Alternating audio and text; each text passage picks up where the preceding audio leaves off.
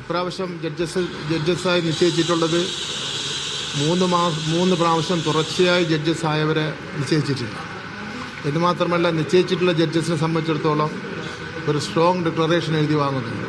അപ്പോൾ എങ്ങനെ നമ്മളെ പിന്നെ ഗവൺമെൻറ്റിനെ സംബന്ധിച്ചിടത്തോളം ഈ ജഡ്ജസായി ഇരിക്കുന്നവർ പൂർണ്ണമായി പരാതിരഹിതമായിട്ടും കുറ്റമറ്റതായിട്ടും കാര്യങ്ങൾ നിർവഹിക്കാൻ കഴിയുന്ന ആൾക്കാരെയാണ് നിശ്ചയിച്ചിട്ടുള്ളത്. അതാണ് ഒരു കാര്യം ഉള്ള ഒരു കാര്യം. മറ്റൊരു കാര്യം, ഈ ലഹരി ഏറ്റവും പ്രധാനപ്പെട്ട പ്രശ്നമാണല്ലോ. അതുകൊണ്ട് തന്നെ ലഹരി വിരുദ്ധ പ്രതിജ്ഞയും ഈ തൃശ്ശൂരിലെ മൈതാനം ചുറ്റി ഉള്ള ഒരു വിദ്യാർത്ഥികളുടെ ചങ്ങലയും തീർക്കുന്ന പരിപാടിയും ആസൂത്രണം ചെയ്തിട്ടുണ്ട്. ഇതാണ് പിന്നെ 14-ാം തീയതി അന്ന് രാവിലെ 10 മണിക്ക് ബഹുമാനപ്പെട്ട മുഖ്യമന്ത്രി ഉദ്ഘാടനം ചെയ്യും. കേന്ദ്ര സഹമന്ത്രി സുരേഷ് ഗോപിയും മറ്റ് മന്ത്രിമാരും ഒക്കെ തന്നെ പങ്കെടുക്കുന്നുണ്ട്. 18ാം സമാപന സമ്മേളനത്തിൽ മോഹൻലാൽ മുഖ്യ അതിഥിയായിരിക്കും. പ്രതിപക്ഷ നേതാവ് അടക്കമുള്ള ആൾക്കാർ അതിലും പങ്കെടുക്കും. 2 ചടങ്ങുകളിലുമായിട്ട് മന്ത്രിമാർ ഡിവൈഡ് ചെയ്ത് പങ്കെടുക്കാൻ വേണ്ടി നിലയിലാണ് ആലോചിച്ചിട്ടുള്ളത്. ഈ പുനർജനി കേസുമായി ബന്ധപ്പെട്ടുകൊണ്ട് വിജിലൻസിലൊരു ശുപാർശ ഉണ്ടായിരുന്നു, CBI അന്വേഷണം ആവശ്യപ്പെട്ടുകൊണ്ട്. അപ്പോൾ അതിൽ നേരത്തെ കുറ്റക്കാരനല്ല എന്ന് കണ്ടെത്തിയിരുന്നു. പക്ഷേ അതിനുശേഷം ഇങ്ങനൊരു ശുപാർശ പോകുന്ന വലിയ രാഷ്ട്രീയ ആയുധമാക്കുകയാണ് പ്രതിപക്ഷം. ഒരു രാഷ്ട്രീയ ആയുധമാക്കേണ്ട കാര്യമില്ല.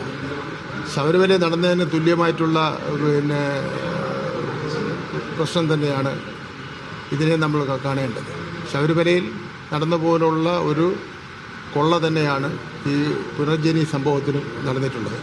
19 കോടി രൂപയുടെ ആക്ഷേപമാണ് ഇവിടെ വന്നിട്ടുള്ളത്.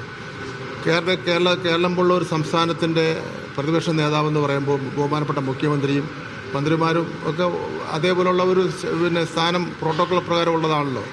ഒരു പ്രതിപക്ഷ നേതാവിനെ സംബന്ധിച്ചിടത്തോളം ഒരു അന്വേഷണം സംസ്ഥാനത്തിൻ്റെ വിജിലൻസ് ഡിപ്പാർട്ട്മെൻറ്റ് നടത്തുമ്പോൾ അതെങ്കിലും കാര്യമില്ലാതെയും അല്ലെങ്കിൽ ബോധപൂർവ്വം രാഷ്ട്രീയം വെച്ചുകൊണ്ട് വിജിലൻസിൻ്റെ ഒരു സംസ്ഥാന ഉദ്യോഗസ്ഥന്മാർ എഴുതി എന്തെങ്കിലും കൊണ്ട് പിന്നെ ബഹുമാനപ്പെട്ട മുഖ്യമന്ത്രി കൊടുക്കണമെന്ന് നിങ്ങൾ വിശ്വസിക്കുന്നുണ്ടോ? അങ്ങനെ എന്തിനാണ് നിങ്ങൾ വിശ്വസിക്കുന്നത്?